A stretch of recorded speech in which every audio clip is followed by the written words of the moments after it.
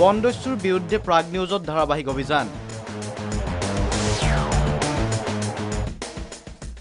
কেঁচু খান্দতে ওলাইছে সাপ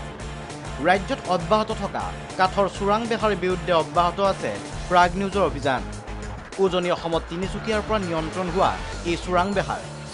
মাষ্টাৰ মাইণ্ড হ'ল তালাপৰ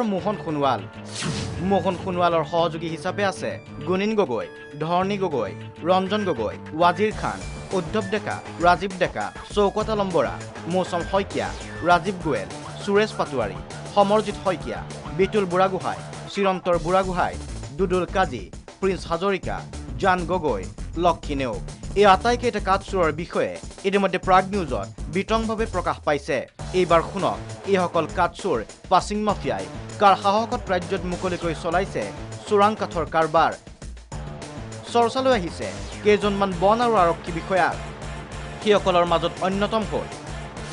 ডুমডুমাত ডিএফঅ ৰাজীৱ কুমাৰ দাস ৰঙিয়াত ডিএফঅ দীপক ডেকা তথ্য অনুসৰি এইকেইটা কাঠচোৰে অৰুণাচলৰ পৰা ভুৱা টিপি আৰু চালান লৈ কঢ়িয়াই অনা কাঠৰ ট্ৰাকসমূহ ডুমডুমা বন সংমণ্ডলৰ মাজেৰে ওলাই আহে কাঠচোৰৰ দলে প্ৰতিখন ট্ৰাক পাৰ কৰোৱাৰ বাবদ ডুমডুমাত ডিএফঅৰ নামত জমা দিয়ে 40,000 টকা নিশাৰ বাগত ওলাই অহা কাঠৰ ট্ৰাকে ডিব্ৰুগড় শিৱসাগৰ যোৰহাট কাজিৰঙা মিছন চাৰিআলি ঢেকীয়াজুলিৰ নিৰ্দিষ্ট থানাত ধন আদায় দি ৰঙিয়াত উপস্থিত হয় একাংশ ট্ৰাক ৰঙিয়াত আনলোড হোৱাৰ বিপৰীতে একাংশ ট্ৰাক আনলোড হয় নলবাৰীত এইসমূহ ট্ৰাকে ৰঙিয়াত ডিএফঅ দীপক দাসক দিব লাগে 25,000 টকা এইদৰে এতিয়া স্বয়ং বন বিষয়াৰ পৃষ্ঠপোষকতাতে ৰাজ্যত চলিছে কাঠৰ চোৰাং বেহা